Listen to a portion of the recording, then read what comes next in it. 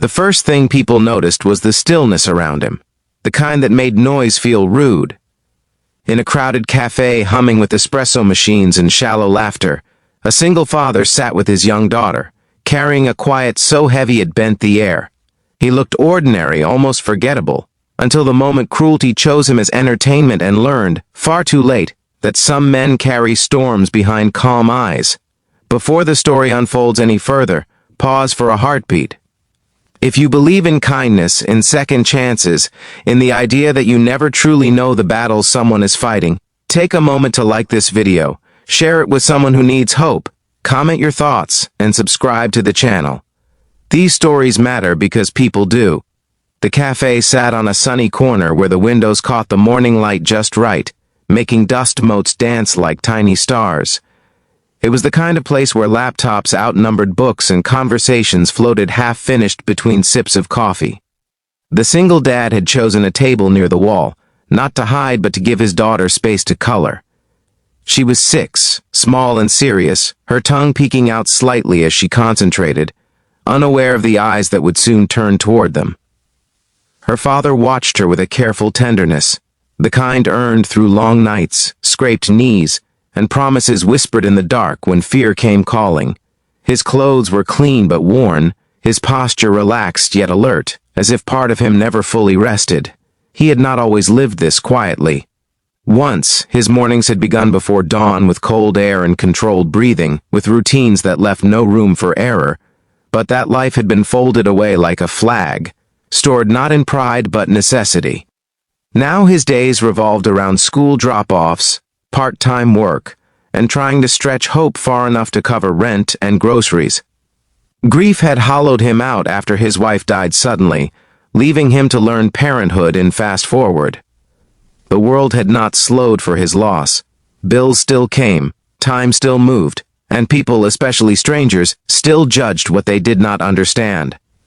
Across the cafe, a group of men occupied a large table, their voices loud, their confidence careless. They wore expensive jackets and the casual arrogance of people who had never been told no in ways that mattered.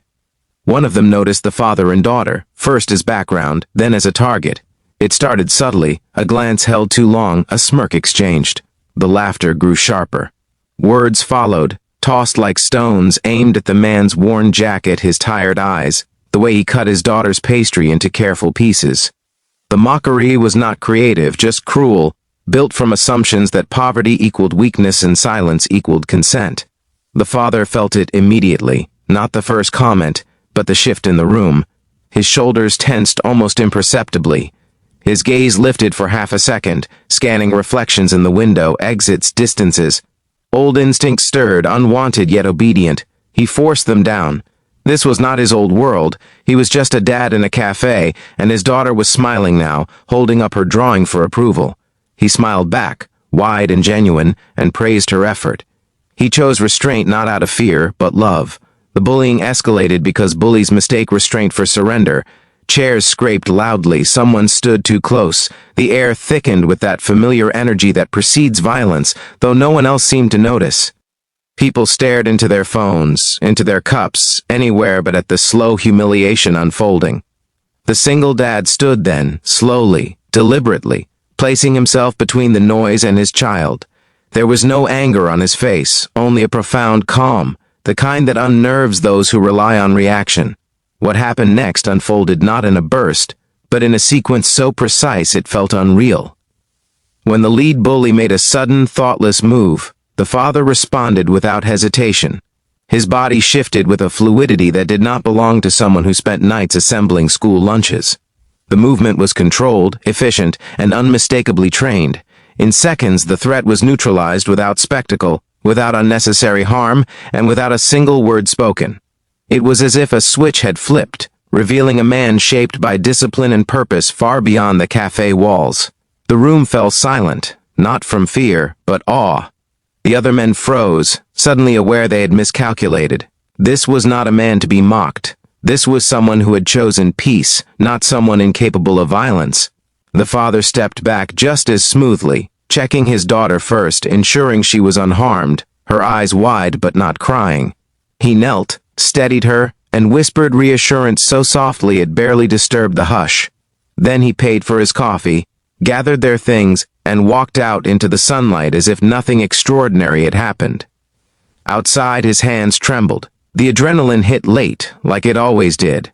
He sat with his daughter on a bench, breathing deeply, grounding himself in the present. She asked if he was okay, her small hand squeezing his. He told her yes, because in that moment, he was. He had protected what mattered most, and that was enough. The old life lingered in muscle memory, in reflexes he wished he did not still carry, but it had also given him the ability to stand firm without becoming what he despised. Word spread quickly. Someone had filmed part of it, blurry and incomplete, but enough. Online comments speculated wildly. Some called him a hero, others a menace. None knew his name or his story, and that suited him fine. He returned to his routines, to work that barely paid, to evenings helping with homework and reading bedtime stories. But something had shifted inside him. He realized that strength did not disappear just because life changed. It transformed. Days later, a message arrived through an unexpected channel. A former contact, someone who recognized the movements, the restraint. There was an offer, not to return to violence, but to teach, to train others in discipline, awareness, and de-escalation. It would mean better hours, better pay, and a chance to use his past without being consumed by it. He hesitated, fear and hope wrestling quietly. Then he looked at his daughter asleep on the couch, her drawing from the cafe taped to the wall, and he accepted. Months passed. The cafe incident faded from public memory, replaced by the next viral moment. But in a modest training room, the single dad found purpose again. He taught with patience, emphasizing responsibility over bravado. His students learned not just how to move, but when not to. At home, life grew steadier, laughter returned more often. The weight on his chest lightened, though it never vanished entirely. One afternoon, he and his daughter returned to the same cafe. It felt important, like closing a circle.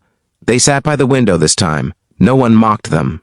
Some recognized him, nodded with respect.